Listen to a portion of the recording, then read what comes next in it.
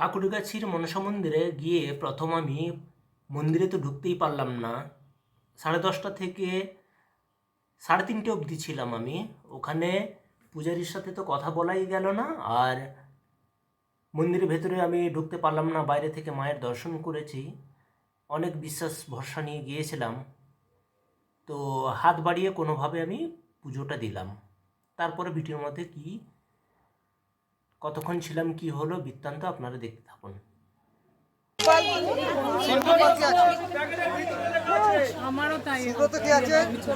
দাদা আমি একটা ডালা দিয়েছিলাম নাম গোত্র।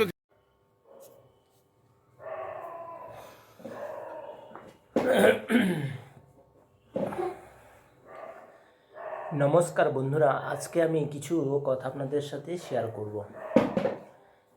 খুব টায়ার্ড হয়েছি, কারণ আমি বাড়িতে ছিলাম না। এই জাস্ট বাইরের থেকে ফিরলাম, আর কোথায় গিয়েছিলাম কি বৃত্তান্ত সব আজকে আপনার সাথে আমি শেয়ার করব। তো আমি গিয়েছিলাম খুব কলকাতার বুকে একটা জাগ্রত মনসা মন্দির। তো সে মনসা মন্দিরে গিয়েছিলাম আমি, খুব ভাইরাল, দেখেও আমার ভালো লেগেছিল। ভিডিও দেখেই বেসিক্যালি আমি গিয়েছিলাম, ফেসবুক ইউটিউব থেকে সার্চ করে।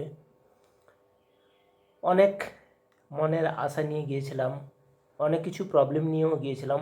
যেমন হাজার হাজার ভক্তরা যাচ্ছেন, সেই ওইভাবে আমিও গেছি। তো ওখানে গিয়ে যা পরিস্থিতি আমি দেখলাম, অফিস কামাই করে তো ওখানে গেছি। জয় মা মনসা মাতাকে আমার খুব ভালো লেগেছে। বাট ওখানকার যে সিস্টেম, ওখানকার যে ব্যবস্থা, ওখানকার মন্দির যে কর্তৃপক্ষর যে সিস্টেমগুলো, ম্যানেজমেন্টগুলো, সেগুলো আজকে আমি আপনাদের সাথে তুলে ধরব। কারণ আজকে বহু দূর থেকে বাঁকুড়া, বর্ধমান, হাওড়া, অনেক দূর থেকে এসছিলেন। আমার সামনে দাঁড়িয়েছিলেন, অনেকক্ষণ ধরে কথা হচ্ছিল। তো ওনারা, যিনি পূজারী, ওনার সাথে কথা না বলে, ওনার সাথে না দেখা করে, ওনাদের প্রবলেমগুলো, ভক্তদের প্রবলেমগুলো না শেয়ার করেই ওনাদের কাঁদতে যেতে হলো। তো সেটা আমি আপনাদের সাথে আমি কিছুটা তুলে ধরার চেষ্টা করব, কারণ ওখানে ভিডিও করতে দেওয়া হচ্ছিল না আজকে। যতটুকু আমি পেরেছি ততটুকু আপনাদের সাথে শেয়ার করব। যারা যাবেন ভাবছেন, তো তারা এই ভিডিওটা অবশ্যই দেখবেন। তো আমি বলবো, মাকে বাড়িতে বসে ডাকাটা খুবই বেটার। আমি আমার অভিজ্ঞতা থেকে বলছি, আমি এখনও টি শার্টটা খুলিনি, এই রকম ড্রেসে আমি গিয়েছিলাম। 10:30 থেকে আমি গেছি না খেয়ে উপোস করে, ফিরলাম আমি 3:30। ওখান থেকে বেরোলাম 3:30, বাড়িতে পৌঁছাতে যতটা টাইম লাগে। তো কিছুটা ভিডিও ক্লিপ আছে, সেটা আপনারা দেখবেন। ভিডিওটা একটু বড় হবে, কিন্তু আপনারা পুরো সম্পূর্ণ ভিডিওটা দেখবেন। আমার খুব দুঃখ হলো যে এত ভক্তগুলো কান্নাকাটি করছিল, যে একটুখানি যিনি পূজারী, ওনার সাথে কথা, যে উদ্দেশ্যে আমিও গিয়েছিলাম, যে মাকে একটুখানি বলবো। মাকে আমরা প্রণাম করেছি, বলেছি, ওখানে কি মায়ের স্নানজলটা নিতে পেরেছি, পুজোও দিয়েছি, সব সেগুলো হয়েছে। কিন্তু যার সাথে আমরা কথা বলার জন্য গিয়েছিলাম, যিনি পূজারী ছিলেন, ওনার সাথে তো আর কথা হলো না। খুব মন খারাপ নিয়ে আমাকে ফিরতে হলো। তো আজকে ভিডিওটা কিছু ক্লিপ আমি ধরে রেখেছি ওখানে, এই ভিডিওতে থাকবে, আপনারা সম্পূর্ণ ভিডিওটা দেখতে থাকুন।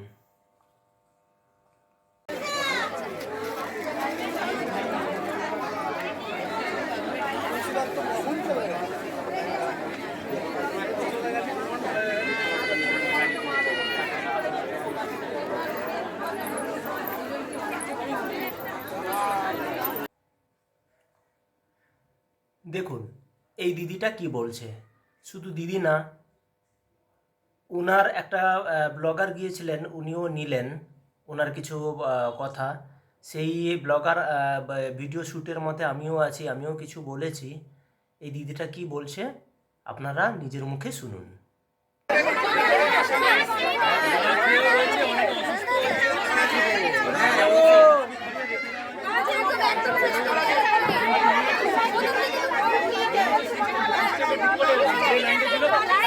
লোক ছিল আপনি যদি ভিড় করে লেগে দেখা হয় যে অনেক ভিড় অনেক ভিড়, লাইনটা করে দেন, আপনার লাইন আমি অনেক দূর ধরে দাঁড়িয়ে থাকি। ঘন্টা পার হয়ে গেছে, 6 ঘন্টা হতে লাগছে। হ্যাঁ, ওনারা VIP লোকদের ঢোকাচ্ছে। আর আমরা কি করলাম বুঝি? আমরা কি করলাম বুঝি? সবাই সবার বেলা মাকে আগে চলে গেল কেন? মা আগে তুমি কালকে দাঁড়িয়েছো, কালকে চলেছি আর তার কিছু হচ্ছে নাকি? সিস্টেমটা ভালো করলে ভালো হয়।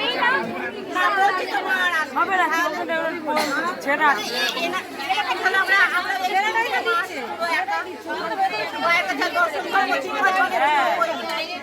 এবার আপনি বলুন না। মাকে ডাক খোলান, মাকে ডাক দেবে ভেতরে বলুন ওদের। আমি বললে আমার কথা শুনে আমাকে বললো না ভেঙে যেতে। এই কেন ওরাই তো লোক ঢুকিয়েছে VIP লোক। আমি তো ভিআইপি কি হয়েছে না, আমি তো জাস্ট ভিডিও করবো দেখে আমাকে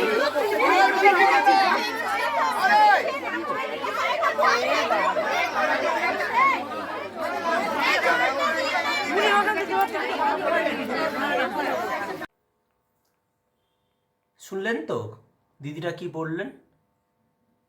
উনিও আমার সাথে প্রায় 10টা 10:30টার মতো সময়ে, আমার আগে কি একটুখানি পরে এসছেন, তো নিজের মুখে শুনলেন, উনি বললেন, আপনারা শুনলেন তো। এবার দেখুন কত লোক লাইনে দাঁড়িয়ে আছে, সবাই কাঁদতে কাঁদতে, প্রায় মন খারাপ, কাঁদতে কাঁদতে ফিরে গেছেন। আসুন দেখাচ্ছি আপনাদের এই ভিডিও ক্লিপ। এবার আসুন কত লোক লাইনে দাঁড়িয়ে আছে আমি আপনাদের সাথে শেয়ার করব। আর যতক্ষণ আমরা দাঁড়িয়েছিলাম 10টা থেকে 10:30 থেকে 3:30 অবধি, তার মধ্যে শুধু ঝামেলা আর ঝামেলা। আসুন আপনাদের পুরো লাইনটা আমি দেখাচ্ছি। মন্দির কমিটি একটা ব্লগ আছে, সেখান থেকে প্রতিদিন ছাড়ছে যে এনারা আসছে, এনাদের হয়েছে কিছু। ওই নম্বরে ফোন করে বলে কেন আমি করেছিলাম, না পাইনি। ফোনে পাইনি, কিন্তু আর একটা নাম্বার আছে, কোথায়? একটা নাম্বার আছে কিন্তু আমি ফোন করেছিলাম, রিং হয়েছিল, বাট ধরেনি। রিং তো হচ্ছে কিন্তু হচ্ছে না। আমি অনেকবার ফোন করি, হচ্ছে না ওই নাম্বারে 98 সেকেন্ড পাই, প্রচুর বার ফোন করি। ধরেনি না, রিং হয়েছে কিন্তু। আবার অনেকেই পায় যে ফোনটা ধরতে পারে। সম্পূর্ণ ভিডিওটা দেখলেন তো? তো এবার আপনারা কমেন্টের মাধ্যমে আমাকে জানাবেন, ভিডিও থেকে আপনারা কি বুঝতে পারলেন, অবশ্যই আমাকে কমেন্টে জানাবেন।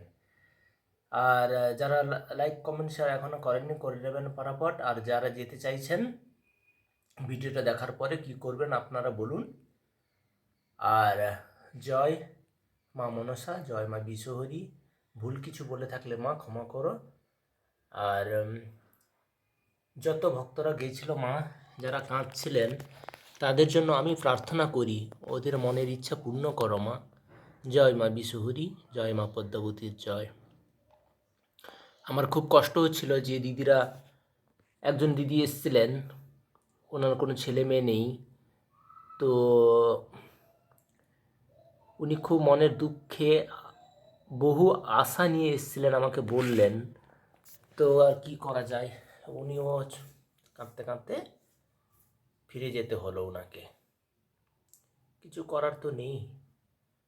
আমি আবার বললাম, দিদি মাকে ডাকুন, মা মনসা একটা জায়গায় থাকেন না, আপনার ঘরেও থাকবেন, মন দিয়ে ডাকুন, এইটুকু বলে সান্ত্বনা দিলাম। টাটা বন্ধুরা, আজকে একটু বড় ভিডিও হয়ে গেল, দেখা হবে নেক্সট ভিডিওতে। ভালো থাকবেন, সুস্থ থাকবেন, থ্যাংক ইউ সো মাচ।